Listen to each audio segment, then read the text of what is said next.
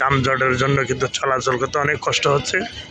আর যে বড় বাসগুলো ঢুকছেন, এই বড় বাসগুলোর জন্যই মানে এই কারণেই প্রচুর জাম হয়েছেন। কিন্তু আমি এখন আছি, আপনারা দেখতে পাচ্ছেন সুগন্ধা, এই যে মোড়ে, একদম সুগন্ধা মোড়ে। এই মোড়ের মধ্যে আপনারা দেখতে পাচ্ছেন ঘন্টার পর ঘন্টা কিন্তু জাম। 10টার দিকে আসার পরও কিন্তু যানজট কিন্তু একেবারেই কমতেছে না। আর যারা যে টুরিস্টরা আসছেন ওনারা কিন্তু খুব কষ্ট পাইতেছেন এই যে জামের কারণে। আর রাস্তা পারাপার হইতে কিন্তু অনেক সমস্যা, আপনারা দেখতে পাচ্ছেন। রাস্তাটা পারাপার হতে কিন্তু অনেক যাত্রী অপেক্ষা করতেছেন, টুরিস্টরা। এই যে দেখেন কক্সবাজার সুগন্ধা পয়েন্টের মধ্যেই এই জামটা কিন্তু একেবারে লাগিয়েই আছে।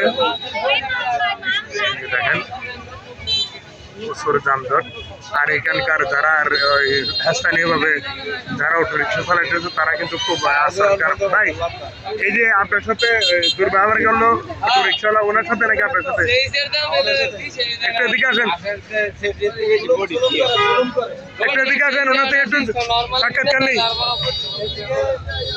10 টাকার ভাড়া 100 টাকা আদায় করে। আচ্ছা আচ্ছা, কে অটো রিক্সাওয়ালা?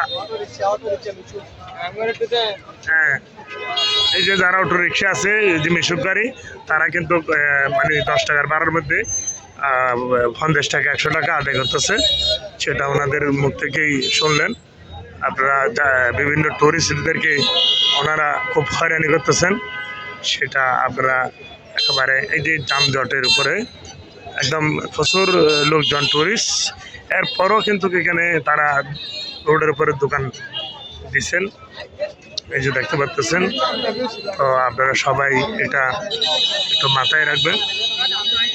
সুগন্ধা বিচ আছি আমি।